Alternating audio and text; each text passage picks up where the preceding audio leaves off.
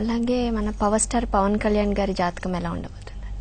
ఇక రెండు తెలుగు రాష్ట్రాల్లో కూడా ఆసక్తికరమైనటువంటి జాతకం, అందరూ కోరుకునేటువంటి తెలుసుకోవాలనుకునేటువంటి జాతకం పవన్ కళ్యాణ్ జాతకం. పవన్ కళ్యాణ్ జాతకరీత్యా మకర రాశి జాతకులు ప్రస్తుతం గురు మహర్దశ నడుస్తూ ఉంది. గురు మహర్దశలో ఈయన జాతకంలో గజకేసరి యోగం ఉంది, గురుబలం చాలా స్ట్రాంగ్గా ఉంది. పవన్ కళ్యాణ్ జాతకంలో సినిమా పరిశ్రమ చాలా అనుకూలంగా కనిపిస్తూ ఉంది గత 2 సంవత్సరాల నుండి. అదే ఫలితం ఈ సంవత్సరం కూడా కొనసాగుతుంది.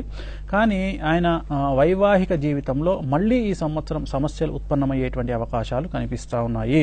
కారణం ఏమిటంటే ఆయన యోని వచ్చి ముంగీస. ముంగీస అనేటువంటిది చాలా విచిత్రమైనటువంటి నడవడికతో ఉండేటువంటి అంశ. అదే అంశ పవన్ కళ్యాణ్ గారిలో కూడా ఉంది. వైవాహిక జీవితంలో సమస్యలు లేదా మళ్ళీ కొత్త విషయం జనాలకి తెలిసేటువంటి అవకాశం కనిపిస్తూ ఉంది ఈ సంవత్సరంలో.